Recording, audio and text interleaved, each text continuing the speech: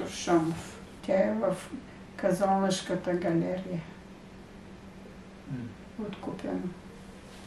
И тогава бяха първите отзиви и радости, нали, че е добре. Ние живеехме в един и същ жилищен блок с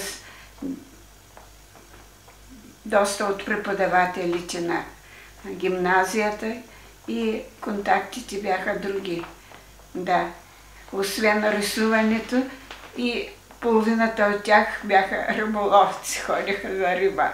Като почнаха за Лудогорие, 78 година ли беше какво, беше направил на картина първия трактор. Тя е мага в Разград или в Добрич, не знам.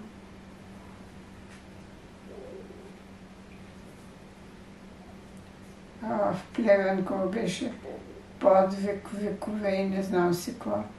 Тогава, като чул коментари пред неговата картина, били са по-големите художници и му става нещо тъпо и се осъзнал в хотелската стая.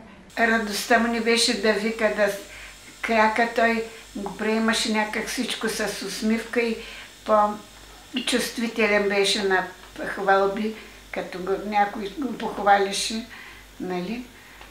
И оттам тръгнаха нещата след човека и труда. В окръжните изложби винаги му влизаха нещата. Защото Казанлък и Стара Загора бяха една и съща група. И във всяка изложба имаше приета ти неща.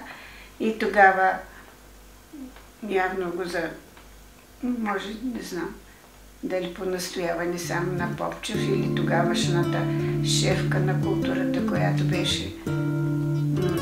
И решиха, че неговото место е в Стара Загора, а не да стои в Казанлък.